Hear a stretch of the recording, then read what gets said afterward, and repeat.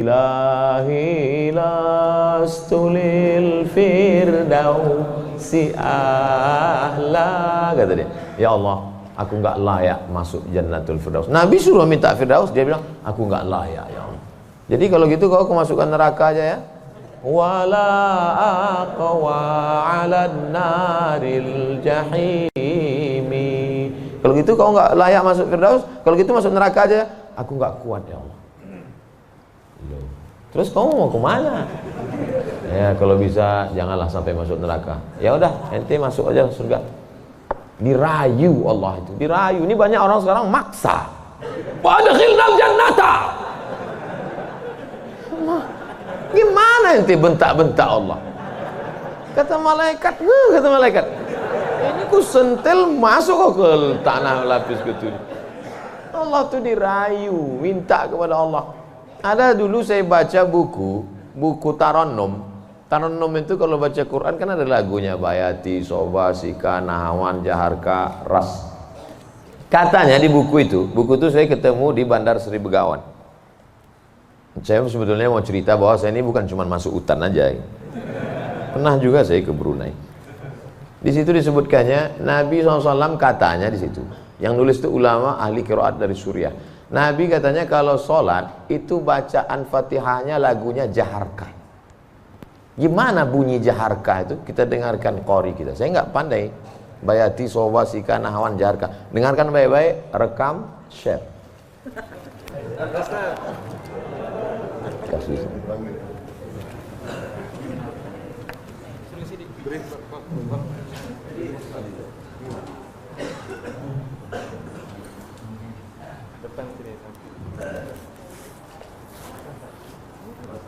Bismillah.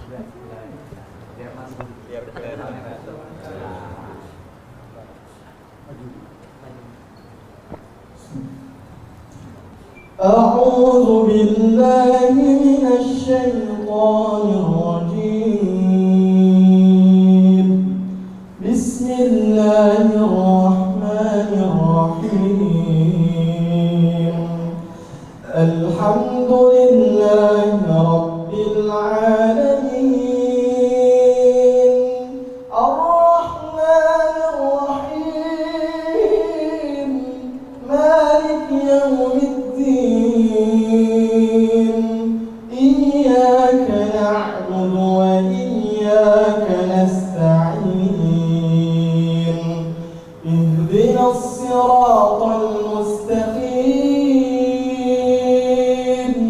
Siratal ladzina an'amta 'alaihim ghairil maghdubi 'alaihim waladdallin.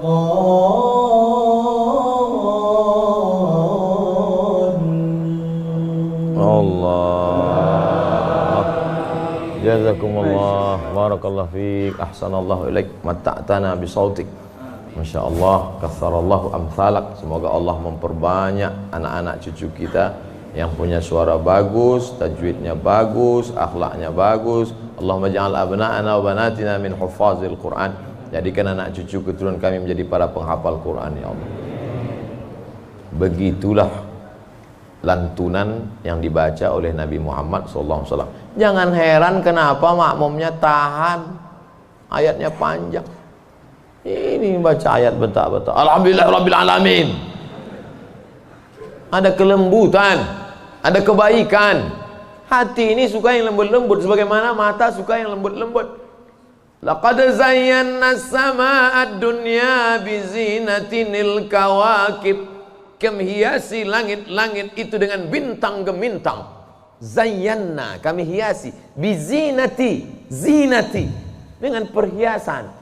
Kalau mata suka dengan yang indah bintang gemintang, maka telinga juga suka dengan suara yang lemah lembut.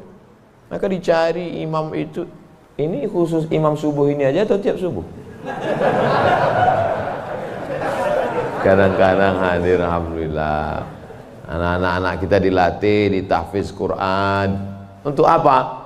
Kita ada pilihan. Ini mau kita pilih imam yang baik, kita pilih khatib yang baik, kita pilih masjid yang baik, atau kita biarkan saja agama ini mengalir. Harus ada usaha dan ikhtiar dari kita. Sehingga kalau sudah ikhtiar tidak juga terjadi, itu sudah di luar kuasa kita, berarti ada skenario yang lebih indah, yaitu kuasa Allah. Tapi sebelum ikhtiar belum apa-apa, kenapa masjid kita kosong? Udahlah, itulah kehendak Allah. Udah. Itu salah kita. Ini banyak kadang-kadang imam ini lebih banyak batuknya daripada ayatnya.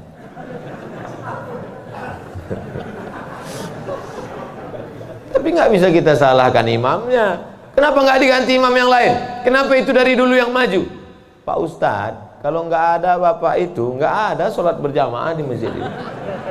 Dialah yang dari dulu. Sejak bapak kita, dia jadi imam sampai ke kita. Bukan berarti dia nggak mau digantikan. Memang nggak ada yang siap menggantikan. Mau jadi pejabat, banyak yang siap. Belum mati pejabat aslinya disantet. Banyak yang siap menggantikan. Menjadi pengusaha-pengusaha, bisnismen, banyak yang menggantikan. Deputi-deputi siap menduduki. Tapi innallaha la yaqbidul ilma intiza'an. Allah kalau mencabut ilmu itu tidak mencabut seperti pohon kayu yang dicabut dengan akarnya, tidak. Bagaimana Allah mencabut ilmu? Biqabdil ulama. Ketika ulama dicabut, maka meninggal dunia ulama, habis. Sampai saya di Mesir silaturahim ke rumah Profesor Dr. Mahmud Said Mamduh. Kitabnya saya lihat 1 meter. Buku saya yang selama ini saya ceramah, itu dalam buku saya 37 masalah populer 444 halaman. Saya udah merasa besar, saya tengok bukunya 1 meter. Terasa saya sebesar kutil. Ana Minen Abdul Somad. Dari mana? Min Indonesia. Enta arif Syekh Jundan katanya. Jundan? Saya perasaan nggak pernah Jundan. Rupanya yang dia maksud adalah Habib Jindan. Kakeknya Habib Novel bin Jindan. Musnid kata dia. Musnid artinya sanad dia banyak, ahli sanad, kitab-kitab sanad, sanad mazhab Syafi'i, sanad aqidah Asy'ari, sanad sampai kepada ulama Syafi'iyah. Kalau ente nanti ke Jakarta cari perpustakaannya, banyak kitab-kitab dia, banyak manuskrip, buku-buku tulisan tangannya.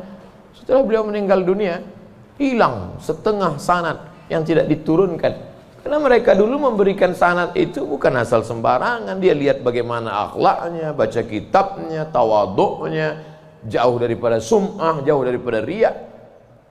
Bukan sekedar mengumpulkan ijazah, ketemu nih ijazah. Laisal ilmu bikathratir riwayah. Orang banyak ilmu itu bukan yang banyak meriwayatkan haddatsana fulan wa qala fulan haddatsani fulan akhbarani fulan. Bukan. Tapi orang yang dengan banyak ilmu datang takutnya kepada Allah Subhanahu wa ta'ala. Kalau semakin dengar pengajian makin takut pada Allah, teruskan. Kalau makin banyak zikir makin takut pada Allah, teruskan. Tapi kalau makin banyak ngaji hanya makin petantang, petenteng, sok jago, sok hebat. Gunanya untuk mendebat ulama, membodohi orang. Lam yajid irfal jannah. Tak mencium bau surga. Man talaba ilman mimma yubtagha bihi wajhullah. Siapa yang mencari ilmu yang semestinya untuk mencari ridha Allah, tapi justru dia pakai untuk mendebat ulama, dia pakai untuk menyalahkan orang, dia pakai untuk membodohi orang, lam yajid irfal jannah, tidak mencium bau surga. Padahal bau surga sudah tercium dari jarak 500.000 tahun perjalanan cahaya. Dia jangankan masuk surga, cium baunya aja enggak. Auzubillah. Insyaallah kita semua mencari ilmu untuk mencari ridha Allah Subhanahu wa taala. Supaya kita bisa memilah dan memilih mana hak, mana hoax. Ini sekarang banyak orang tak bisa membedakan mana hak, mana hoax, mana hoax, mana hak.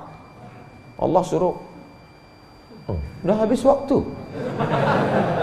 Padahal saya masih ada 15 menit lagi. Rupanya itu artinya terbit matahari. Hebatnya masjid kita, asal terbit matahari langsung dia kasih bunyi, terbit matahari. Saat terbit matahari itu bulat. Bulat kan? Matahari itu bulat gini. Oh, terbit matahari. Begitu terbit matahari, datang setan menghampiri. Ini matahari bulat, datang setan menghampiri. Makanya waktu ini, waktu terbit matahari ini disebut dengan waktu qarnai syaitan. Qarn, tanduk. Qarnai, 2 tanduk. Syaitan, 2 tanduk setan. Punya. Zulqarnain yang punya 2 tanduk. Qarnain, 2 tanduk setan. Sampai berapa lama setan menghampiri matahari ini? Qaidaramhin, setinggi tombak. Jadi kalau ditegakkan tombak di atas tanah, segini tinggi tombak, lalu kemudian matahari ini naik setinggi tombak. Itulah makanya selama matahari naik setinggi tombak, kita tidak boleh sholat. Kenapa? Tasyabuh, menyerupai orang musyrik jahiliyah. Karena mereka menyembah setan, menyembah berhala. Berhala itu di dalamnya ada setan. Selama naiknya waktu 2 tanduk setan ini 12 menit, setelah dihitung menurut ilmu astronomi 12 menit.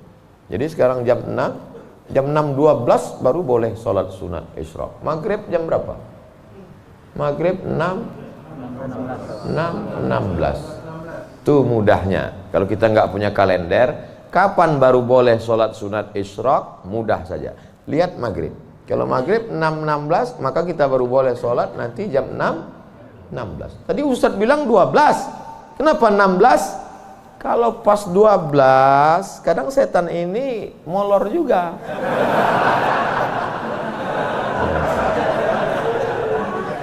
Dia enggak pas jam 12 itu langsung cabut, enggak. Bisa jadi dia nongkrong-nongkrong dulu, ngopi-ngopi dulu aja. Itu maka dilewatkan, digenapkan, jadi kadang makanya Ustadz kadang sebenarnya waktu 2 tanduk setan ini 12. Tapi supaya mudah ngingat atau lebih ihtiyat, lebih hati-hati, maka kita genapkan jadi 15. Itu maka 6.16. Semua ada dalilnya. Lewat 6.16 baru sholat sunat. Usolli sunnatal isyraq raka'ataini lillahi ta'ala. Tapi kata guru saya sholat duha Pak Ustaz. Kalau cukup 3 syarat namanya isyraq. Kalau nggak cukup 3 syarat namanya duha. 3 syarat itu apa? Sholat subuh berjamaah. Setelah sholat subuh berjamaah, duduk berzikir, nggak keluar masjid sampai terbit matahari. Kalau cukup 3 syarat, sholat dia, namanya sholat sunat isyraq. Habis sholat subuh, pulang ke rumah, masak sarapan. Pas mau kerja, 6.30 sholat sunat. Sholat sunat apa namanya? Duha. Karena nggak cukup 3 syarat. Nggak usah kelahi gara-gara itu. Allahu Akbar. Isyraq apa duha ya? Enggak sah. Karena niat itu sebelum takbir atau dalam takbir. Ada orang niatnya sebelum takbir. Dia niat dulu Allahu Akbar. Tapi ada niatnya di dalam takbir. Allahu Akbar.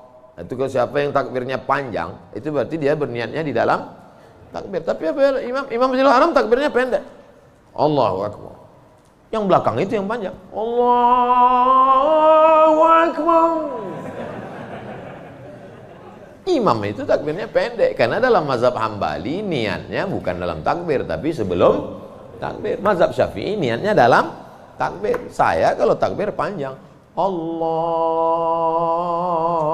Akbar. Karena saya masang niat dalam takbir. Jamaah niatnya sebelum takbir apa dalam takbir? Dalam takbir. Sah. Sebelum takbir sah. Yang enggak sah itu setelah takbir. Ujuk-ujuk masuk masjid, Allahu Akbar. Ini duha apa sih? Enggak sah. Innamal a'malu binniyat. Jadi yang kita bahas ini kebanyakan adalah amal-amalan yang sifatnya ikhtiari, pilihan.